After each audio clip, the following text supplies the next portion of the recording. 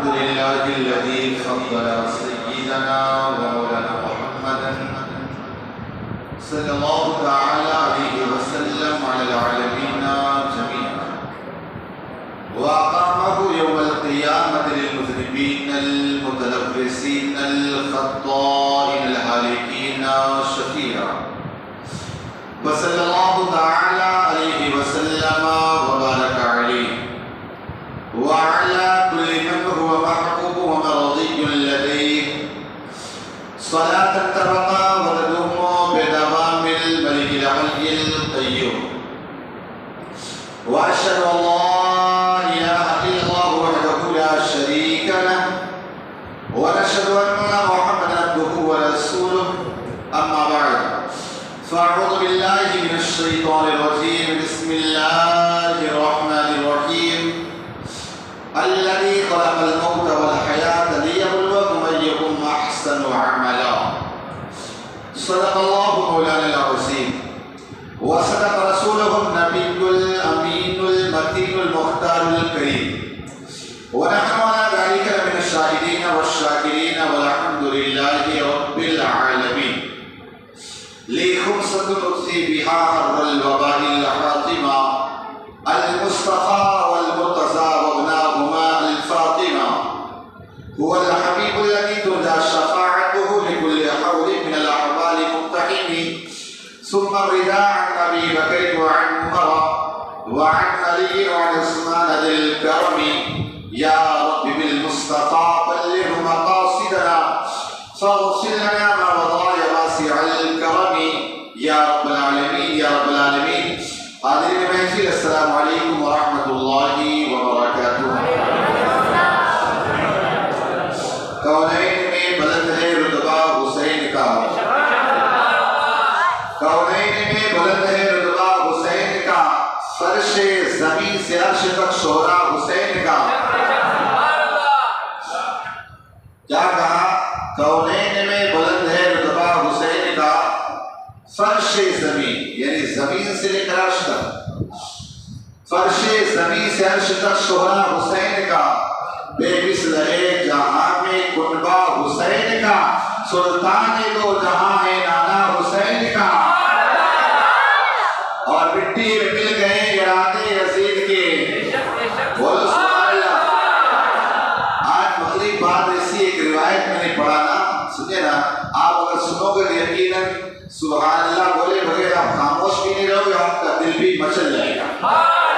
اس لیے کہ میں نے پڑھا تو میں خود مچل گیا، تو میں سوچا آپ کے حوالے بھی کر دیتا ہوں. تو کیا کہا؟ کونین میں بلند ہے رتبہ حسین کا، فرش زمین سے عرش تک شہرا حسین کا، بے مثل ہے جہاں میں کنبہ حسین کا، سلطان دو جہاں ہے نانا حسین کا. اور مٹی میں مل گئے ارادے یزید کے، مٹی میں مل گئے ارادے یزید کے، لہرا رہا ہے آج بھی پرچم حسین کا. اسیر ملت اسلامیہ ہم نسبت والے ہیں، اور نسبت والے وہی جنت والے. آپ دیکھیں، اگر ایک کتا ہو، اگر اس کتے کو اگر نسبت ہو جائے اللہ کے ولیوں سے، وہ کتا بھی جنتی ہو جاتا ہے. اور اللہ تعالیٰ اس کتے کا ذکر قرآن میں فرما دیتا ہے. اسی طرح آپ دیکھیے، اگر ایک چونٹی ہے، اگر اس کا ذکر آ کر سلیمان علیہ السلام سے ہو جائے تو اللہ تبارک و تعالیٰ اس کا بھی ذکر قرآن میں فرما دیتا ہے. ہم تو امام حسین سے نسبت رکھتے ہیں. اسیر ملت اسلامیہ میں یہ پڑھ رہا تھا کہ حضرت یوسف علیہ الصلوۃ والتسلیم جب مصر کے بادشاہ بنے، مصر کے بادشاہ بننے کے بعد ان کی بادشاہت میں بڑا سوکھا پڑ گیا، بہت زیادہ سوکھا پڑ گیا. جب سوکھا پڑ گیا تو حضرت یوسف علیہ السلام نے پہلے سے اس کا کنٹراکٹ سے پہلے اسے جمع کر کے رکھا تھا. سمجھے نا؟ یہ تھا کہ قحط پڑے گا میں اپنے لوگوں کو دیتا رہوں گا. اب جب قحط پڑ گیا، سوکھا پڑ گیا، لوگوں کے پاس کچھ تھا ہی نہیں. یوسف علیہ السلام نے اعلان فرمایا ہر انسان اپنی ضرورت کے مطابق آئے اور آ کر کے غلہ لے کر کے جائے. لوگ آتے اور غلہ لے کر کے جاتے، غلہ لے کر کے جاتے.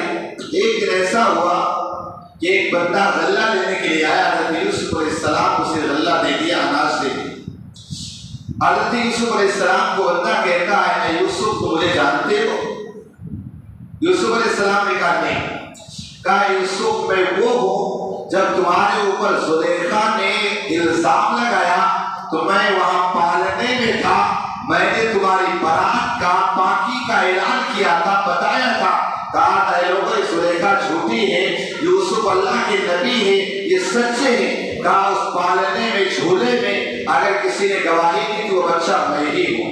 اب اس کے بعد حضرت یوسف علیہ السلام کو تسلیم نے اندر گئے اور اندر اللہ نے بہت سارا اناج لے، یہ لے، یعنی گلے پہ گلہ اناج بنا دیتے جا رہے۔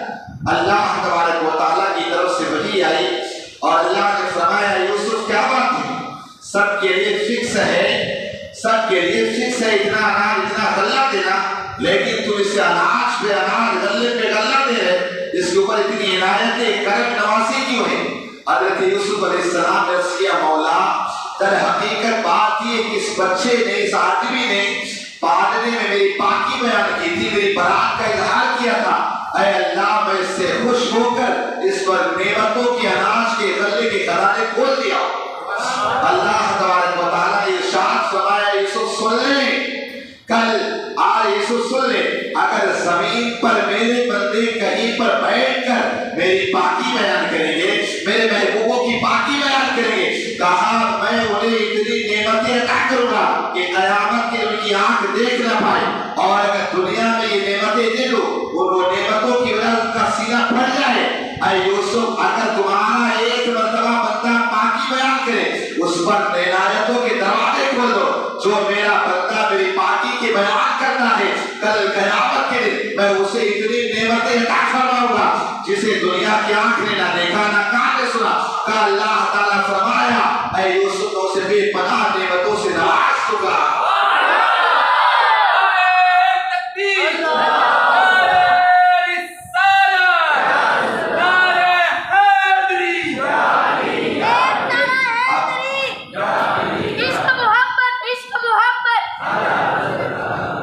جب ایک بندے کے اگر کوئی انسان مجرم ہو یا مسلم اگر اس کی پاکی اس کی صفائی ملے، انسان اس کا احسان مانتا ہے، تو ظاہر سی بات ہے جو اللہ پاکوں کا پاک ہے، سب سے زیادہ پاک ہے، سبحان اللہ کا مطلب اللہ تو خوب پاک ہے، ظاہر سے اس کی پاکی بیان کرتے ہیں۔ اللہ فرماتا ہے یوسف قیامت کے دن انہیں اتنی نعمتیں دوں گا نا، دنیا میں دے دوں گا تو خوشی سے ان کا سینہ پھٹ جائے۔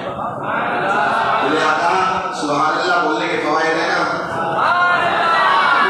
دوسری نہ کرا کرو، سمجھے نا۔ دیکھو جو لوگ باہر بیٹھ کر موبائل چلا رہے ہیں نا، ان سے گزارش ہے برائے مہربانی اندر آ جائیں، ورنہ انتظامیہ سے حکومت سے باہر کر دیں گے۔ جو بھی باہر یہاں مسجد میں آئے، مسجد ادب کی جگہ ہے، یہاں سننے کے لیے آئے، فالتو نہیں۔ وہاں جا کر کے بہت سارے لوگ ایسے رہتے ہیں، وہاں شرم نہیں آتی، آدمی کو بتانے لگے رفیق بھائی وہاں فریج کے پاس میں پان پا کر کھا کے گٹکا کھا کے تھوک دو، تمہیں شرم نہیں آتی؟ گھر میں تھوکو نا، بیوی ڈنڈا لے کے دوڑائے یہاں تھوکتا ہے، تو تمہیں گھر کا اتنا خیال ہے، اللہ کے گھر کا خیال نہیں، سمجھے نا۔ کہا بندہ اگر اللہ کے گھر سے ایک دن کا اٹھا کے صاف کر دے، اللہ اس کے دل کو صاف کر دیتا ہے۔ لہذا مسجد میں آئے نا تو ادب کے ساتھ ہی بیٹھے، سمجھے نا، ادب کے ساتھ۔ کل میں نے بیان کر دیا تھا کہ مسجد کے آداب کیا ہے، جوانوں کو کیا کرنا ہے، بوڑھوں کو کیا کرنا ہے، روز روز میری بولنے کی عادت نہیں، ایک بار بتا دیا ختم ہوا۔ اب باقی آپ لوگ سمجھدار ہے، بتانے کی ضرورت نہیں۔ اب گنبد خضرا کو نگاہوں میں بسائیں اور بابا سے بلند پاک کی تصریف پیش کرو۔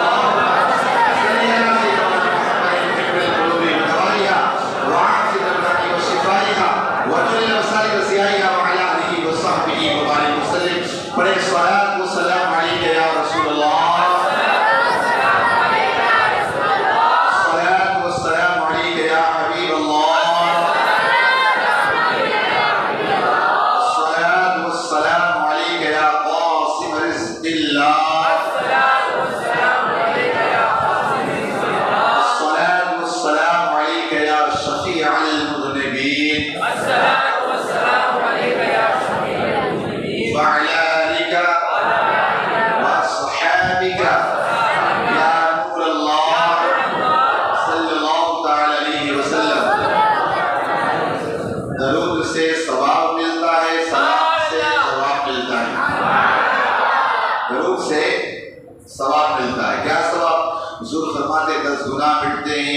درجات بلند ہوتے ہیں اور 10 اللہ کی رحمتیں برستی. تو اگر بندہ ایک بار درود پڑھے اللہ 10 نیکیاں اسے دے گا. درود سے ثواب ملتا ہے اور سلام سے جواب ملتا ہے. مطلب کیا ہے؟ بزرگ صوفیہ فرماتے ہیں اگر کوئی بندہ اپنے آقا کی خواب میں زیارت کرنا چاہتا ہے باوضو سوئے اور الصلاۃ والسلام علیک یا رسول اللہ یا حبیب اللہ یا نبی اللہ پڑھ کر کے جب سوئے نا کہا ادھر سے سلام ادھر سے جواب, ادھر سے سلام ادھر سے جواب. صوفیہ فرماتے ہیں جب کثرت ہو جائے گی ایک دن ایسا ہوگا خواب میں میرے آقا کو تشریف لائیں گے. لہذا درود پاک پڑھنا چاہیے نا. تو ذرا دل لگا کے ایک مرتبہ سبحان اللہ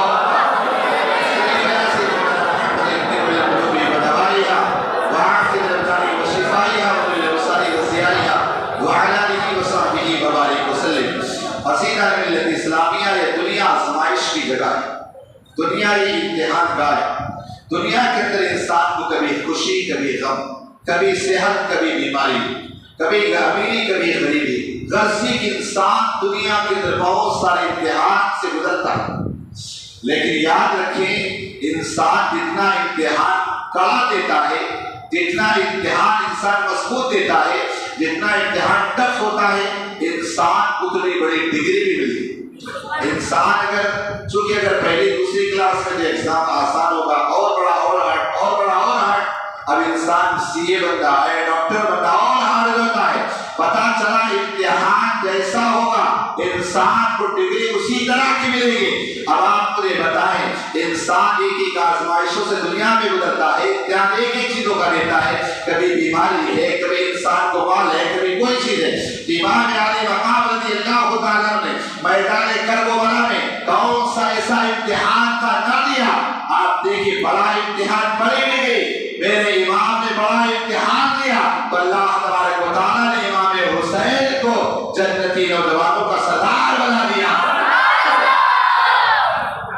حسینہ ملت اسلامیہ حضرت امیر معاویہ رضی اللہ تعالیٰ آپ دمشق کے آپ مسلمانوں کے گورنر تھے. جب حضرت ابوبکر صدیق رضی اللہ تعالیٰ کے زمانے میں دمشق فتح ہوا تو حضرت سیدنا صدیق اکبر رضی اللہ تعالیٰ نے امیر معاویہ رضی اللہ تعالیٰ کے بڑے بھائی یزید بن ابو سفیان کو وہاں کا گورنر بنایا. وہاں گورنر کی حیثیت سے آئے اور ساتھ میں حضرت امیر معاویہ رضی اللہ تعالیٰ بھی تشریف لائے. اب یہاں جب دمشق میں آئے چند سالوں کے بعد جنہیں حضرت عمر کا دور خلافت آیا, اس وقت حضرت یزید بن سفیان رضی اللہ تعالیٰ کا جو وصال کا وقت قریب آیا تو آپ نے اپنی جگہ پر اپنے بھائی حضرت امیر معاویہ کو وہاں کا گورنر بنا دیا. یہ حضرت عمر کے زمانے میں حضرت عثمان 10 سال 4 ماہ 6 ماہ اور اس کے بعد حضرت عثمان غنی کے زمانے میں 12 سال سے زائد یہ دمشق کے اندر گورنر ہے. اب اس کے بعد جب حضرت امیر معاویہ رضی اللہ تعالیٰ کا سن 60 ہجری میں انتقال ہونے والا تھا, یعنی قریب تھا, چونکہ آپ کو لقوہ مار دیا تھا. لقوے کی وجہ سے جس میں منہ ٹیڑھا ہو جانا اس کا لقوہ مار دیا تھا جس سے آپ کے ہاتھ پیر کام نہ کرے. لقوے کی بس کی وجہ سے تاکہ انتقال ہو جائے گا. حضرت امیر معاویہ رضی اللہ تعالیٰ نے آپ نے اپنے بیٹے یزید کو بلایا اور کہنے لگے, چونکہ یزید نے پوچھا ہے بابا جان آپ کے بعد مسلمانوں کا خلیفہ کون ہوگا؟ کہا بیٹا تم ہی ہوگا, لیکن میری کچھ شرائط ہے. کہا کیا شرائط ہے؟ کہا پہلی شرط یہ ہے کہ سب سے پہلے اہل بیت بہار کو کھلانا پھر تو کھانا, دوسری شرط انہیں پلانا تو پھر پینا, اہل بیت بہار کے ساتھ اچھا برتاؤ کرنا, اہل بیت بہار امام حسین رضی اللہ تعالیٰ کو سے تحائف ہمیشہ بھیجتے رہنا, کوئی کام کرنا ہو امام حسین رضی اللہ تعالیٰ سے پہلے مشورہ کرنا. غرضی کی چند وصیتیں کرنے کے بعد حضرت امیر معاویہ رضی اللہ تعالیٰ کا وصال ہو جاتا ہے. حضرت امیر معاویہ یہاں پر ایک بات اور کر بتا دوں, کیا لوگ کہتے تبرکات کی کوئی اہمیت نہیں ہے. حضرت امیر معاویہ رضی اللہ تعالیٰ کے پاس آقا علیہ السلام کے ناخون کی کثرت تھے.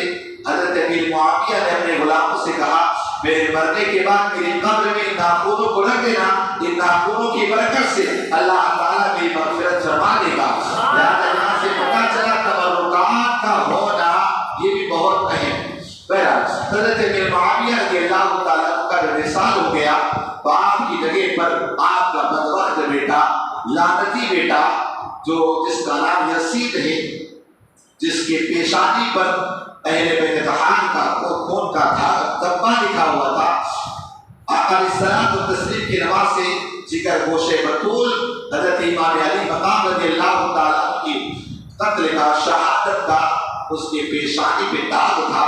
ये बदबख्त इंसान बड़ा शराबी था और इसके अलावा ज़िना करता था और मुहरिमात के साथ निकाह को हलाल कहता था बहन के साथ निकाह हो सकता है, फूफी के साथ निकाह हो सकता है, खाला के साथ निकाह हो सकता है, गरसी के बंधन नचाता था और ना जाने कौन कौन से इसके अंदर खुराफात थे, बेनमाजी था, इसके अलावा जुआ खेलता, शराबे पीता, हर बीमारियां उस हर आए उसके अंदर थे। जैसे तख्ते सल्तनत पर बैठता है उसे पता था कि दुनिया के सारे लोग मेरी बैत को कबूल कर सकते हैं, लेकिन मदीने मुनव्वरा में कुछ ऐसे अफराद हैं, अगर उन्होंने मेरी बैत को कबूल न किया तो एक अलग हंगामा बर्पा हो जाएगा, मेरी सल्तनत को खतरा हो जाएगा। वो तख्ते सल्तनत पर बैठते ही साथ फौरन ही तख्त एक रवाना करता है मदीने मुनव्वरा की तरफ। चूंकि हजरत अमीर मुआविया का इंतकाल माह रजब मुरज्जब में हुआ था, फौरन ही वहां पर बैठते ही साथ एक खत रवाना किया और उस खत के अंदर उसका मज़मून ये था, मदीने मुनव्वरा के जो वहाँ के गवर्नर थे उनका नाम हजरत वलीद बिन उक़बा था, ये मुहिब्ब अहले बैत थे। हजरत वलीद बिन उक़बा के पास ये खत पहुंचा, पहुंचने के बाद जैसे उन्होंने देखा कि हजरत अमीर मुआविया रज़ियल्लाहु तआला अन्हु का विसाल हो गया है, उनकी जगह उनका बेटा यज़ीद बैठ गया है। वलीद बिन उक़बा ने फौरन पढ़ा इन्ना लिल्लाहि व इन्ना इलैहि राजिऊन, नीचे लिखा हुआ था कहा वलीद मेरा खत ये पाते ही साथ मदीने मुनव्वरा से हुसैन इब्न अली से, अब्दुल्ला इब्न ज़ुबैर से, अब्दुल्ला इब्न अब्बास से, अब्दुल्ला इब्न अमर से, इन सबको फौरी तौर पर इनसे बैत ले लो। पहले बैत करता और सपोर्ट करना, उसके हाँ में हाँ मेरा वोट देना उसको। कहा अगर ये लोग मेरी बैत को ना माने तो फौरन वहां पर उनकी गर्दन को मार देना, उसमें ताखीर ना करना। वलीद बिन उक़बा ने जैसे ही उसने ये खत को देखा, अल्लाह अकबर, फौरन परेशान हो गया। उसने मशवरे के लिए मरवान इब्न हकम को बुलाया, कहा मरवान इब्न हकम क्या किया जाए। मरवान इब्न हकम भी वो इंसान है, खारती था कि मरवान इब्न हकम जब पैदा हुआ उसका बाप हकम लेकर हुजूर की बारगाह में गया तहनिया के लिए। तहनिया असल में कहते हैं जब बच्चा पैदा हो कुछ मीठी चीज को किसी बुजुर्ग के मुंह से चबाकर बच्चे को खिलाना, ये तहनिया कहलाता है। कहा अब इसके बाद हुजूर की बारगाह में मरवान को ले जाया गया, तो मरवान को जैसे आका अलैहिस्सलाम ने देखा, फरमाया भेड़िए के बच्चे भेड़िए सुन ले, कहा गिरगिट के बच्चे सुन ले गिरगिट, कहा सुन ले गिरगिट का बच्चा गिरगिट है। आका अलैहिस्सलाम उसके लिए कोई दुआ ना फरमाई। अब इसके बाद मरवान इब्न हकम यहाँ वलीद बिन उक़बा के पास पहुंचा। वलीद बिन उक़बा ने कहा क्या करना चाहिए। मरवान इब्न हकम ने कहा फौरन इनके पास पैगाम भेजो। पैगाम भेजने के बाद वो आए और आने के बाद जैसे ही आए, अगर ये यजीद की बैत को कबूल करें तो ठीक है, वरना फौरन इनकी गर्दन को मार देना। अल्लाहु अकबर। हजरत वलीद बिन उक़बा जो मुहिब्ब अहले बैत थे, उन्होंने फौरन ही यहाँ इमाम हुसैन रज़ियल्लाहु तआला अन्हु को पास कासिद भेजा। हजरत इमाम हुसैन रज़ियल्लाहु तआला आप और हजरत अब्दुल्ला बिन ज़ुबैर मस्जिद नबवी में बैठे हुए थे। वहाँ पर जैसे कासिद आया, हजरत अब्दुल्ला इब्न ज़ुबैर ने कहा अरे इमाम इस वक्त कभी कासिद नहीं आता है और ये गवर्नर के सोने और आराम का वक्त होता है, इस वक्त में गवर्नर कभी किसी से मुलाकात भी नहीं कर रहा, जरूर कोई ना कोई इसमें मामला खराब है, कोई ना कोई जरूर टेंशन भरे मामला थे। अल्लाह अकबर। जब वलीद बिन उक़बा ने बुलाया तो हजरत इमाम हुसैन रज़ियल्लाहु तआला को कहा ठीक है मैं आता हूँ, लेकिन अब्दुल्ला इब्न ज़ुबैर रज़ियल्लाहु तआला उसके पास न गए। हजरत इमाम हुसैन रज़ियल्लाहु तआला आप अपने चंद साथियों को लेते हैं, चंद साथियों को लेने के बाद कहते हैं अगर अंदर मेरी आवाज ऊंची आए तो अंदर आ जाना, वरना यहाँ पर जब तक मैं बाहर ना आ जाऊँ मेरा इंतजार करना। इमाम हुसैन रज़ियल्लाहु तआला मदीने के गवर्नर वलीद बिन उक़बा के पास पहुंचते हैं। पहुंचने के बाद उसने सलाम किया, की इज्जत की। अब इसके बाद वलीद बिन उक़बा ने खत पढ़कर हजरत इमाम हुसैन रज़ियल्लाहु तआला को कहता है, कहते हैं इमाम हुसैन امیر معاویہ رضی اللہ تعالیٰ کا وصال ہو گیا ہے، انہوں نے انا للہ و انا الیہ راجعون پڑھا، تا ان کی جگہ پر ان کا بیٹا یزید تخت نشین ہو گیا ہے، اس نے بیعت کے لیے پیغام بھیجا ہے۔ حضرت امام علی مقام رضی اللہ تعالیٰ نے فرماتے ہیں اے گورنر، اے ولید، تو جانتا ہے کہ مجھ جیسا انسان چھپ کر کے بیعت نہیں کر سکتا ہے، اگر تمہیں بیعت لینا ہے تو میدان میں آؤ، سارے لوگوں کو جمع کرو، اس کے بعد بیعت کرو، مجھ جیسا انسان تنہا بیعت نہیں کر سکتا ہے، لہذا میدان میں آؤ۔ اللہ اکبر۔ ولید بن عقبہ کہنے لگا ٹھیک ہے، آپ امام تشریف لے جائے۔ امام حسین جیسے بلندے ہیں، مروان ابن حکم کہتا ہے اے ولید، اگر آج ان پر کامیاب نہ ہوا، اگر قابو نہ پایا، یاد رکھیں دوبارہ قابو نہ پائے گا۔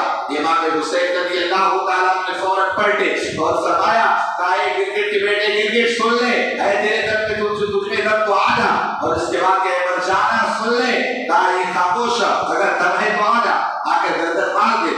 اللہ اکبر۔ امام حسین رضی اللہ تعالیٰ وہاں سے تشریف لاتے ہیں۔ ولید بن عقبہ نے کہا مروان کو کیسا مشورہ دے رہا ہے؟ کہا یاد رکھ، مجھے ایسی گورنری نہیں چاہیے جس پہ اہل بیت طہارہ کا کل ہو، میں اپنی آخرت کو تباہ نہیں کر سکتا ہوں۔ یہ وہ حسین ہے جن کی عظمتوں کو میرے آقا علیہ السلام نے ہمیں بیان فرمایا ہے، یہ وہ حسین ہے جو جنتی نوجوانوں کے سردار ہے، لہذا میری گورنری چاہتی ہے چلی جائے، لیکن میں کبھی بھی یاد رکھ امام حسین رضی اللہ تعالیٰ کے ساتھ ایسا برتاؤ نہیں کر سکتا ہوں۔ اب اس کے بعد ولید بن عقبہ نے حضرت عبداللہ بن زبیر رضی اللہ تعالیٰ کے پاس پیغام بھیجا، لیکن کان قبول کر گئے، یہاں تک کہ جب حضرت عبداللہ بن زبیر سمجھ گئے اس کے پاس جائے بغیر کوئی چارہ نہیں، آپ نے اپنے بھائی جعفر کو لیا، لے کر کے آپ چھپاتے ہوئے آپ وہاں سے سیدھا مکے آ گئے۔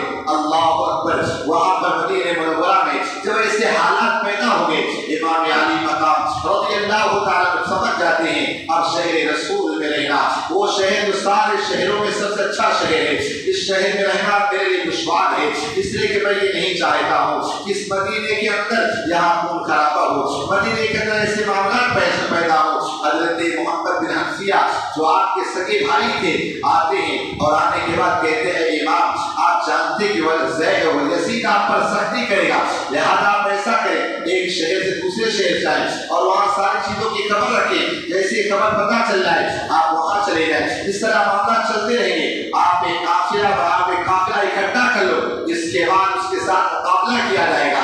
حضرت امام علی مقام رضی اللہ تعالیٰ کہتے ہیں اے بھائی تمہارا مشورہ ٹھیک ہے، لیکن یاد رکھو یہاں سے شہر رسول ہے، یہاں سے مجھے ہجرت کرنا پڑے گا۔ لوگوں نے مشورہ دیا، کہا یہاں سے ہجرت کر کے مکے چلے جائیں، وہاں آپ کے نانی جان حضرت خدیجہ کا گھر ہے، وہاں بھی آپ کے قرابت دار ہے، آپ یہاں سے ہجرت کر کے آپ مکے چلے جائیں۔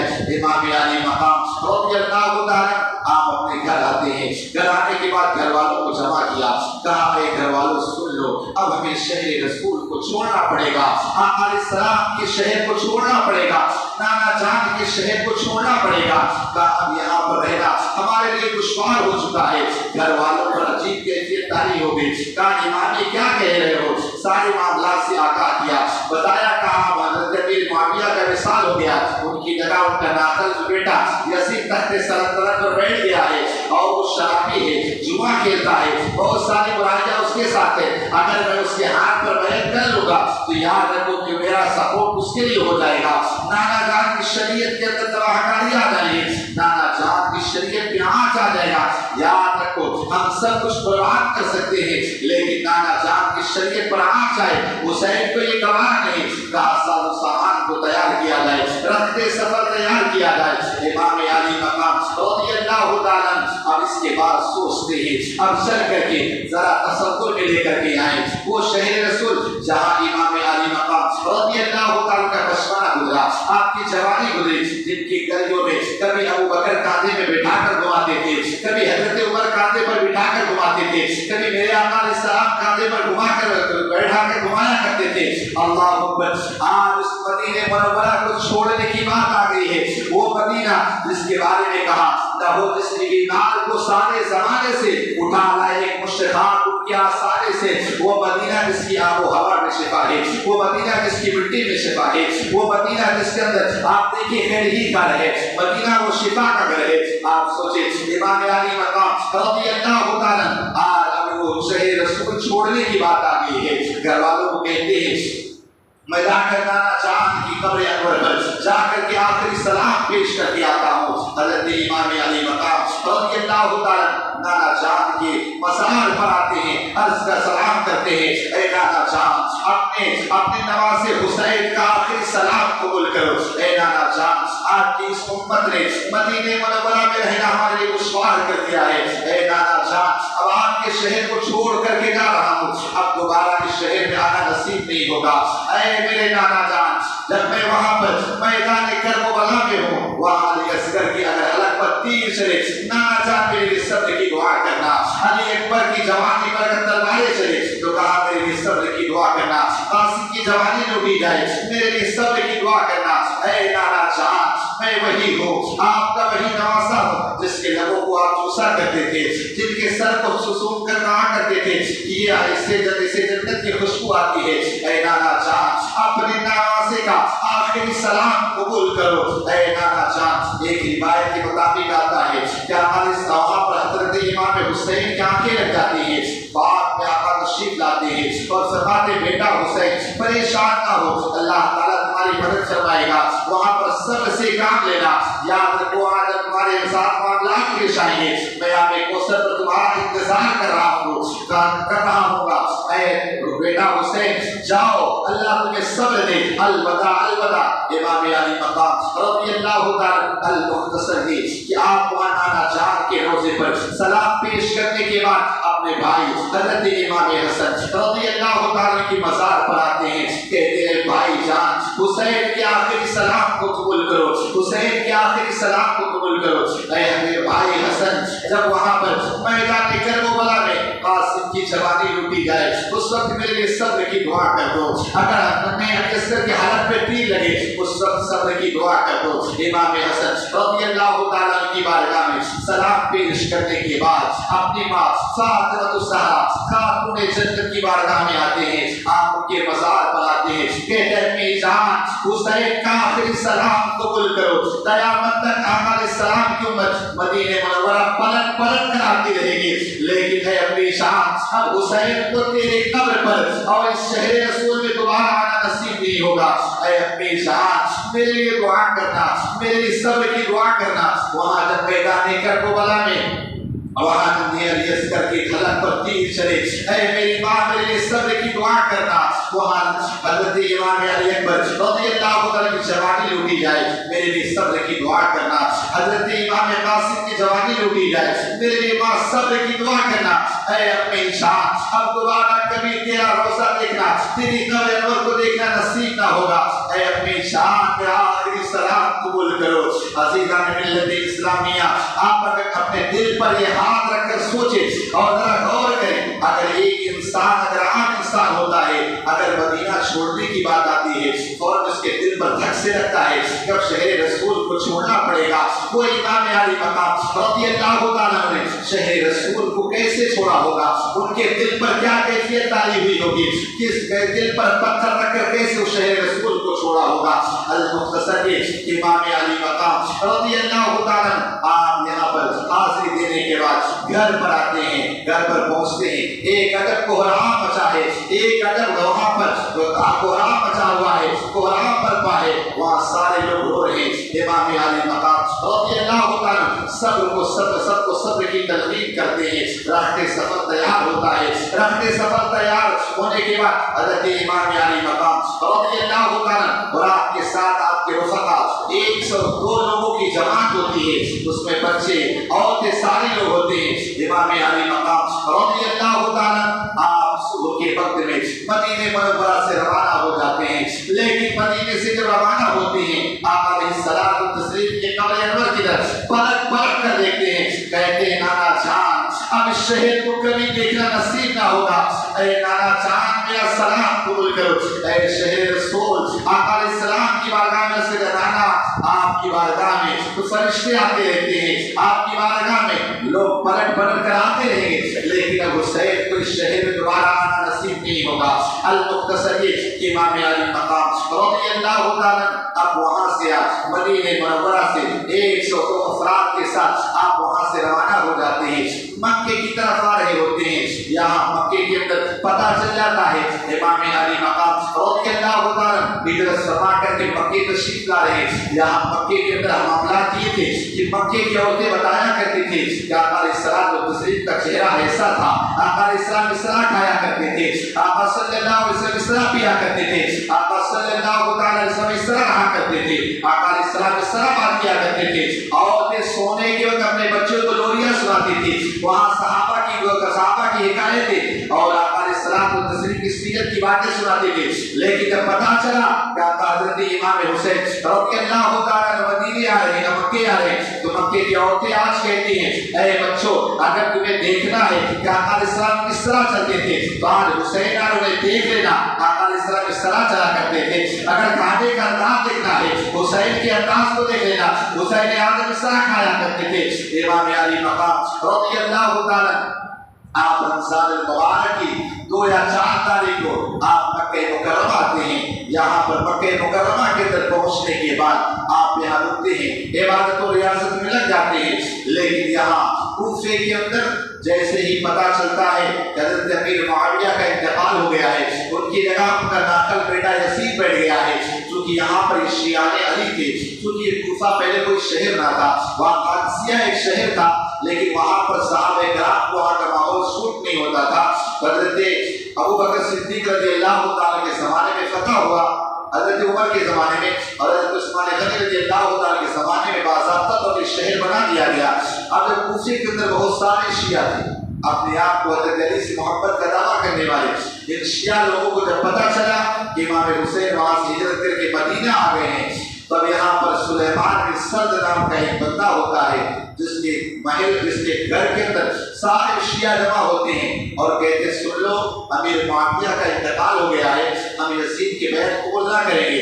जैसे रहते अमीर मुआविया से चूंकि दुश्मनियां रखते थे, फौरन लोगों ने बड़ा शुक्र अदा किया, बड़ी खुशियां मनाई और इसके बाद कहा सुन लो अगर तुम लोग इस सुलेमान बिन सर्द ने कहा अगर तुम इस चीज पर राजी हो कि हम इमाम हुसैन को बुलाए, अगर उनके साथ गद्दारियां ना करो, धोखा ना दो, इमाम हुसैन को मैं यहाँ बुलाता हूँ। सारे लोग कहने लगे हम इमाम हुसैन रज़ियल्लाहु ताला अपने खून के आखिरी कतरे को कुर्बान कर देंगे, आप इमाम हुसैन को बुलाए, हम कभी धोखा ना देंगे। हज़रत इमाम हुसैन रज़ियल्लाहु ताला की बारगाह में यहाँ से सुलेमान बिन सर्द ने कई अब्दुल्ला थे जिन्होंने खत लिखा और खत लिखने के बाद कहा इमाम आप फौरी तौर से यहाँ कूफा आ जाए और कूफा आने के बाद हम आपके हाथ पर बैत कर लेंगे और इसके बाद आपके साथ लड़ेंगे यहाँ तक कि हम यजीद की बैत को कबूल ना करेंगे।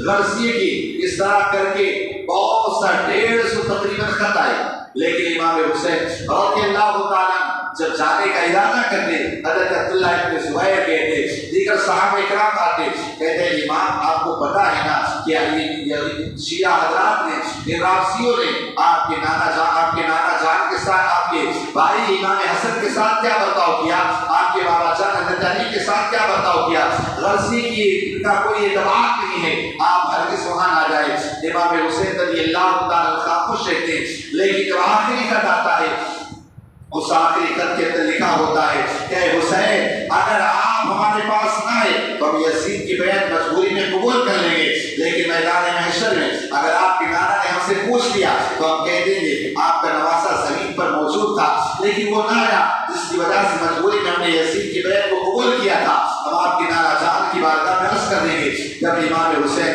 रज़ियल्लाहु ताला ने ये आखिरी खत को इस तरह देखा ना, इमाम हुसैन रज़ियल्लाहु ताला बड़े बड़े सहाबा इकराम को बुलाया, हज़रत अब्दुल्ला बिन ज़ुबैर, अब्दुल्ला बिन अब्बास, अब्दुल्ला बिन उमर, इसके अलावा हज़रत अब्दुल्ला बिन अमर, हज़रत अब्दुल्ला बिन सारे लोगों को बुलाया, कहा बताओ मैं क्या करूं। सारे लोग देखने के बाद कहने लगे इमाम कुछ भी हो, इनका कोई एतबार नहीं, इनका कोई भरोसा नहीं, लिहाजा आप हरगिज़ वहाँ कूफा ना जाएं। इसके बाद हज़रत अब्दुल्ला इब्न अब्बास ने कहा आप इस्तिखारा कर लें, इस्तिखारा में अल्लाह का जो हुक्म होगा उसी एतबार से करना। हज़रत इमाम अली मकाम रज़ियल्लाहु ताला ने इस्तिखारा तो किया, लेकिन आका अलैहिस्सलातु वस्सलाम ने पहले सारी चीज़ों को बयान फरमा दिया था। इमाम हुसैन रज़ियल्लाहु ताला फरमाते हैं कि मुझे अब तो कूफा जाना पड़ेगा, वरना अगर कूफा ना गया तो जाहिर सी बात है क़यामत के दिन अपने नाना जान को मैं क्या चेहरा दिखाऊंगा کہ وہاں پر اگر اس امت نے کہہ دیا کہ حسین کو اپنی جان پیاری تھی، نانا جان کا دین پیارا نہ تھا، لہذا میں جاؤں گا۔ حضرت عبداللہ ابن زبیر رضی اللہ تعالیٰ عنہ فرماتے ہیں اے امام، اگر آپ کو جانا ہی ہے تو آپ ایسا کریں، پہلے اپنے بھائی مسلم بن عقیل کو یہاں سے بھیجیں، وہ وہاں جا کر کے حالات کو دیکھیں، اگر حالات سازگار ہوں گے تو وہاں پر فوراً وہ آپ کو خط لکھیں گے، خط لکھنے کے بعد آپ یہاں سے روانہ ہو جانا۔ حضرت امام مسلم رضی اللہ تعالیٰ عنہ کو بلایا گیا، جب آئے ان کا بھائی حکم فرمائے، آقا حسین نے فرمایا اے بھائی مسلم بن عقیل سنو، تم میرے نائب بن کر کے آپ کوفے جاؤ، وہاں پر دیکھنا اگر حالات سازگار ہو تو فوراً مجھے خط لکھنا اور میں پھر اس کے بعد وہاں آ جاؤں گا۔ حضرت مسلم بن عقیل رضی اللہ تعالیٰ عنہ حکم پاتے ہی ساتھ آپ فوراً ہی کوفے جانے کے لیے تیاری شروع کر دیتے ہیں، لیکن کیا دیکھتے ہیں آپ کے بیٹے محمد ابراہیم وہ بھی تیار بیٹھے ہیں۔ حضرت امام مسلم فرماتے بیٹا دھوپ بہت سخت ہوتی ہے، وہاں حالات اچھے نہیں ہوتے ہیں، لہٰذا تم نہ جاؤ۔ لیکن وہ دونوں بچے آتے ہیں اور آنے کے بعد آقا حسین سے کہتے ہیں اے بابا جان، ہم اپنے بابا جان کے ساتھ وہاں کوفہ جانا چاہتے ہیں، لہذا آپ انہیں حکم فرما دیں۔ آقا حسین نے فرمایا اے مسلم اپنے ساتھ دونوں بچوں کو بھی لے کر کے جاؤ۔ المختصر یہ حضرت امام مسلم رضی اللہ تعالیٰ آپ دونوں اپنے بچوں کو لے کر کے وہاں سے مکے سے روانہ ہوتے ہیں اور اس کے بعد مدینہ آتے ہیں، آ کر کے نانا جان کے روضے پہ حاضری دیتے ہیں۔ چونکہ آپ کو کوفے کا راستہ پتہ نہ تھا، وہاں سے آپ نے ایک راستہ بتانے والے کو لیا، لیکن شدت کی اتنی دھوپ تھی، راستے میں اتنے تھپیڑے گرم گرم چلتے تھے، وہاں پر اس کا انتقال ہو جاتا ہے۔ المختصر کے حضرت امام مسلم رضی اللہ تعالیٰ آپ کوفے کی سرزمین پر جب پہنچتے ہیں، جیسے ان شیعوں نے دیکھا، ان کوفیوں نے دیکھا، فوراً ہر طرف سے آوازیں آنے لگی مرحبا یا ابن رسول اللہ، مرحبا یا ابن رسول اللہ، مرحبا یا ابن رسول اللہ۔ اللہ اکبر۔ ایک ہی دن میں جب کوفہ والوں کو پتہ چلا، ایک روایت مطابق 12,000 اور ایک روایت مطابق 40,000 لوگوں نے حضرت امام مسلم کے ہاتھ پر بیعت کی، کہا ہم امام حسین کے لیے ہم آپ کے ہاتھ پر بیعت کرتے ہیں۔ آپ جا کر کے مختار ثقفی کے گھر آپ تشریف لے جاتے ہیں، وہاں پہنچنے کے بعد لوگ ذوق در ذوق آئے۔ حضرت امام مسلم رضی اللہ تعالیٰ آپ وہاں سے خط روانہ کرتے ہیں اے بھائی حسین یہاں کے حالات بڑے سازگار ہیں، بڑے اچھے ہیں، ایک ہی دن میں 12,000 لوگوں نے میرے ہاتھ پر بیعت کر لی ہے، اے آقا حسین میرا خط پاتے ہی آپ فوراً وہاں سے روانہ ہو جائیں، کوفے کی سرزمین کی آپ آ جائیں۔ اللہ اکبر۔ یہاں حضرت امام مسلم رضی اللہ تعالیٰ کے ساتھ لوگ ذوق در ذوق آ رہے ہیں، لیکن وہاں پر کچھ یزیدی بھی تھے، انہوں نے دیکھا کہ معاملات الٹے ہو رہے ہیں۔ کچھ یزیدی وہاں کے جو گورنر حضرت نعمان بن بشیر تھے ان کے پاس آئے، کہنے لگے اے گورنر تم اچھا کام نہیں کر رہے ہو، یہاں پر مسلم بن عقیل کے ہاتھ پر لوگ بیعت کر رہے ہیں اور تم انہیں کچھ نہیں کہہ رہے ہو، نہ جمعہ کے خطبے میں کچھ کہتے ہو، اس طرح تم یزید کے ساتھ یہ غداری ہے، یہ تم کیا کر رہے ہو؟ نعمان بن بشیر نے فرمایا مجھے ایسی نہ گورنری چاہیے نہ مجھ سے ایسا کوئی انٹرسٹ ہے، لہذا اگر مجھے یزید اگر ہٹاتا مجھے کوئی پرواہ نہیں، لیکن میں یہ بیٹے کے ساتھ کوئی ایسا برتاؤ نہ کروں گا۔ وہاں سے فوراً ایک یزیدیوں نے خط لکھا، کہا اے یزید اگر تو اپنی تخت سلطنت کو بچانا چاہتا ہے فوراً نعمان بن بشیر کو معزول کر، اور معزول کرنے کے بعد یہاں پر کوئی سخت انسان کو بیٹھا تاکہ یہاں کے حالات کو کنٹرول کرے، ورنہ یہاں کے حالات تیرے ہاتھوں سے نکل جائیں گے، لہٰذا یہاں کی تیری گورنری چلی جائے گی۔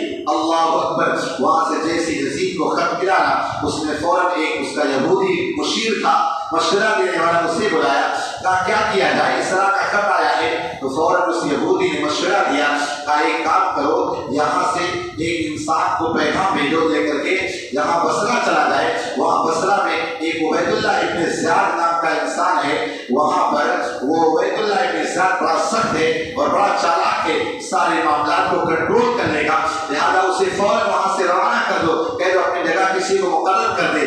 جیسے یہ خط لے کر عبید اللہ ابن زیاد کے پاس بصرہ پہنچتا ہے، عبید اللہ ابن زیاد نے اپنے بھائی انیس بن زیاد کو اپنی جگہ بنایا، بٹھایا اور 40 آدمیوں کا لشکر لے کر کے وہاں سے سیدھا کوفے کی طرف بڑی تیزی کے ساتھ روانہ ہو گیا، کیونکہ یزید نے کہا تھا وہاں کے سارے حالات کو کنٹرول کرو، چاہے کسی کی گردنیں مارنا پڑے، کچھ بھی کرنا پڑے، سارے معاملات کرو، لیکن وہاں کے حالات کو سازگار اور کنٹرول پہ کرو۔ उबैदुल्लाह इब्न ज़ियाद अल-मुख्तसर ये कि वो गवर्नर वो कूफे की सरजमीन पर पहुंचने वाला था, अभी जो बसरा का रास्ता था जो कूफा आता था उस रास्ते को छोड़ा और वहीं पर अपने 30 सिपाहियों को छोड़ा और इसके बाद वो रास्ता जो रास्ता मदीने से यहाँ आता था, मक्के से यहाँ आता था कूफे की तरफ, यानी हिजाज वाला रास्ता जो था ना उसे अपनाया और इसके बाद वो अरबी जुब्बा पहनता है, अपने सर पे सर रुमाल रखता है। अब इसके बाद चूंकि यहाँ कूफा वाले बड़े शिद्दत से इमाम अली मकाम रज़ियल्लाहु ताला का इंतजार कर रहे थे, जैसे ही उबैदुल्लाह इब्न ज़ियाद चूंकि ये शाम के वक्त में बिल्कुल मगरिब का वक्त था उस वक्त पहुंचता है, हर तरफ से वहाँ शिया हज़रात खड़े थे, कूफी खड़े थे, हर तरफ से आवाज आ रही थी मरहबा या इब्न रसूलिल्लाह, मरहबा या इब्न रसूलिल्लाह। लेकिन वहाँ उबैदुल्लाह इब्न ज़ियाद वहां से तनखियों से देखता जाता था कौन नारे लगा रहा है, कौन क्या कर रहा है। उबैदुल्लाह इब्न ज़ियाद देखता जाता और नोट करता जाता, यहाँ तक कि वहां से जब वो गवर्नर हाउस पहुंचता है अपने चेहरे से कपड़े को हटाता है, कहा कोई हुसैन नहीं, कहा उबैदुल्लाह इब्न ज़ियाद हूँ। चूंकि बड़ा सख्त मिजाज इंसान था, सानी इंसान था, बहुत सारे लोग उसके हालात से वाकिफ थे, जैसे ही देखा सारे लोग सहम गए ये तो उबैदुल्लाह इब्न ज़ियाद है। अब इसके बाद गवर्नर हाउस पहुंचने के बाद नुमान इब्न बशीर तख्त पे बैठे थे, कहा ये पकड़, कहा है नुमान तू खाता यजीद का था और वफादारी हुसैन के साथ करता था, मुस्लिम के साथ वफादारी करता था, कहा ले तुझे मासूल किया जाता है, कहा तुमने गद्दारी क्योंकि गर्दन को नहीं मार दिया। हज़रत नुमान इब्न बशीर जो सहाबी रसूल से कहते हैं ऐ उबैदुल्लाह इब्न ज़ियाद इस गवर्नरी को अपने पास पकड़, मैं अहले बैत तहार से मोहब्बत करने वाला हूँ, अहले बैत तहार के खून से अपने हाथ को रंगीन ना करूंगा, उनकी शान पे गुस्ताखी अदा करूंगा। नुमान इब्न बशीर को मासूल कर दिया जाता है। अब उबैदुल्लाह इब्न ज़ियाद ने रात के अंधेरे में वहां के बड़े बड़े सिपाही बड़े बड़े लोगों की मीटिंगें बुलाई। अब बुलाने के बाद कहा क्या किया जाए, हालात को कैसे कंट्रोल किया जाए। वहां जो उसके मुशीर कार थे सारे लोगों ने बताया कि इस वक्त मुख्तार सखफी के घर पर है। अब वहां से जब मुख्तार सखफी ने हालात को समझा ना तो उन्होंने कहा इमाम आप मेरे घर से कहीं और तशरीफ ले जाएं ताकि उसको पता है सारे लोग यहाँ इस तरह पता चल जाएगा कि मेरे लिए भी दुश्वारी और आपके लिए भी दुश्वारी है। मुख्तार सखफी के कहने के बाद हज़रत इमाम मुस्लिम रज़ियल्लाहु ताला आप वहाँ से हानी बिन उरवा के घर तशरीफ लाते हैं। हानी बिन उरवा के घर तशरीफ लाए, आपने हानी बिन उरवा ने बंद कमरे में रख दिया। अब किसी को पता न था कि हानी बिन उरवा के घर इमाम मुस्लिम है। अब हानी बिन उरवा के और उबैदुल्लाह इब्न ज़ियाद के पुराने ताल्लुकात, पुराने रिश्तेदारियाँ थे, पुराने राब्ते थे। उबैदुल्लाह इब्न ज़ियाद ने कई मरतबा हानी पता लगाता रहा कि कैसे पता चले कि मुस्लिम बिन अकील कहाँ है, इमाम मुस्लिम कहाँ है, लेकिन कोई सुराग न लग रहा था। उसने एक मुस्लिम नाम का एक बंदा था, उस बंदे को एक 3000 दिरहम देकर कहा जाओ किसी भी तरह जाकर के इमाम मुस्लिम का पता लगाओ। अब ये जो शामी गुलाम था सीधा आया, आने के बाद कूफे की जामा मस्जिद में बैठा सबकी नकल हरकत पर नकल करता रहा, देखता रहा, यहाँ तक कि जब इशा की नमाज हो गई जब कोई नजर ना एक इंसान थे जिनका नाम मुस्लिम था, हज़रत मुस्लिम बिन औसजा जो थे ना वहाँ नमाज पढ़ रहे थे, उनके पास ही गया। शामी गुलाम जो था कहने लगा, सलाम किया, कहा तुम्हें पता है कि मुस्लिम बिन अकील किसके घर में है? कहने लगा मुझे क्या पता। कहा और लोगों से पूछो, मुझसे क्यों पूछते हो? वो कहने लगा दर हकीकत आपके चेहरे से अहले बैत तहार की उसने मक्का नहीं की, आपके चेहरे से अहले बैत तहार की मोहब्बत झलक रही, लिहाजा आप मुझे बताइए ना इस वक्त इमाम मुस्लिम कहाँ है? कहा जाओ यहाँ से मुझसे मत पूछो, और लोगों से पूछ लो वो कहाँ है।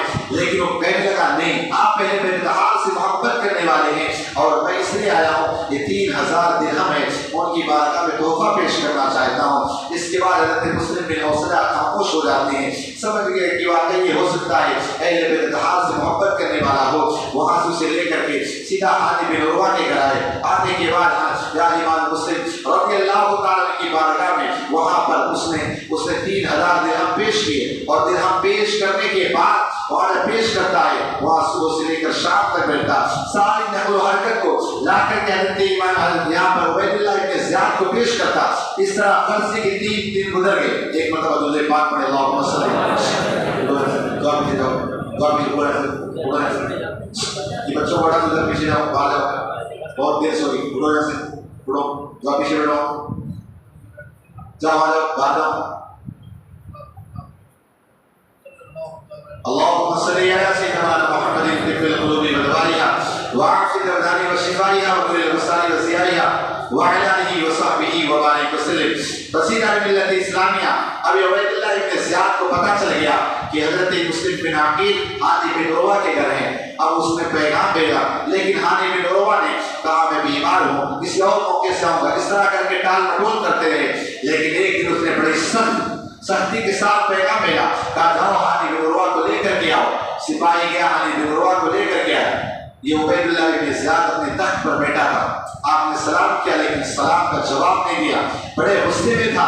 کہا اے ہانی بن عروہ، تمہیں شرم نہیں آئی؟ تم یہاں شہر کا ماحول خراب کر رہے ہو. کہا کیا ہوا؟ کہا ہوا یہ کہ تم نے اپنے گھر میں ایک فتنے کو معاذ اللہ پناہ دے رکھی ہے، مسلم بن عقیل کو پناہ دے رکھی ہو. وہاں پر لوگوں کو جمع کر کے میرے خلاف بغاوتیں کرنے والے ہو، ایسے معاملات کرنے والے ہو. اللہ اکبر. ہانی بن عروہ نے کہا میرے گھر پہ نہیں ہے، انکار کیا. فوراً اسی شام غلام کو سامنے پیش کر دیا. ہانی بن عروہ اسے دیکھ کر دت رہ گئے. اللہ اکبر. اب اس کے بعد عبید اللہ ابن زیاد نے کہا اے ہانی، تم میرے ساتھ پرانے تعلق سے بھی ایسا کیا تم نے؟ کہا مسلم کو میرے حوالے کر دو. ہانی بن عروہ نے کہا سن لے، میں کبھی بھی مسلم بن عقیل کو تیرے حوالے نہ کروں گا، اس لیے کہ میں نے ان کو پناہ دیا ہے. میں نے خود بلایا نہیں، وہ میرے گھر آئے، میں نے پناہ دیا، لہٰذا مجھے مہلت دے، میں ان کو اپنے گھر سے وہاں روانہ کر دو، کہیں جانے کے لیے کہہ دو، لیکن جب تک وہ میرے گھر میں ہیں میں کبھی تیرے حوالے نہ کروں گا.